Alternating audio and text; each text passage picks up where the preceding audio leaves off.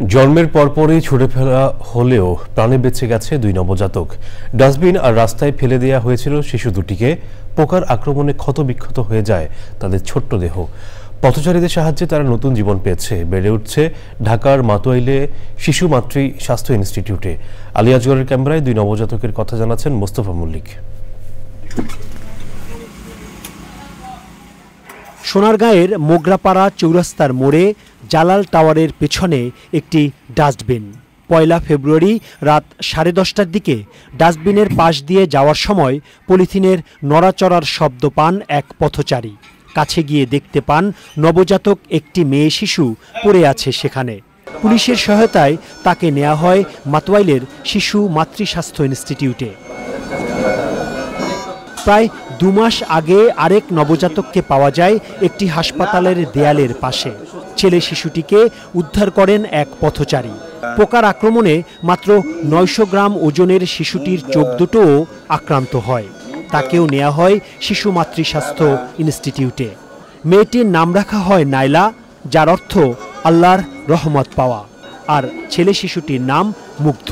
তাপমাত্রা এতটাই কম ছিল যে তার গা যেন বরফ, সে শ্বাস নিতে কষ্ট হচ্ছে। ঠান্ডার কারণে তার নিউমোনিয়া হয়ে গেছে, মারাত্মক রকমের নিউমোনিয়া। অর্ধেক লাইফ সাপোর্ট, সিপ্যাপ যেটাকে বলা হয়, সিপ্যাপ লাইফ সাপোর্ট তাকে দেয়া লাগছে।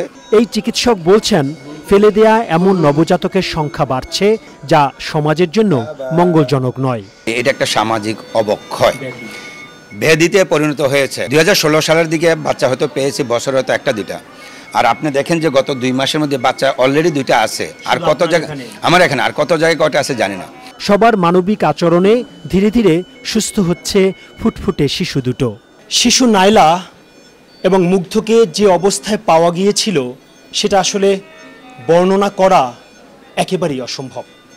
সেরকম একটি জায়গা থেকে চিকিৎসক এবং সেবক সেবিকাদের নিবিড় পরিচর্যায় এখনও এই পৃথিবীতে লড়াই করে যাচ্ছে অবুঝ এই দুটি শিশু। চিকিৎসকরা এবং যারা তাকে পরিচর্যা করছে তারা প্রশ্ন ছুড়ে দিয়েছেন, যেসব বাবা মায়ের কারণে পৃথিবীতে তারা আসলো, তারা কি আসলেই মা? তারা কি আসলেই কোনো শিশুর পিতা?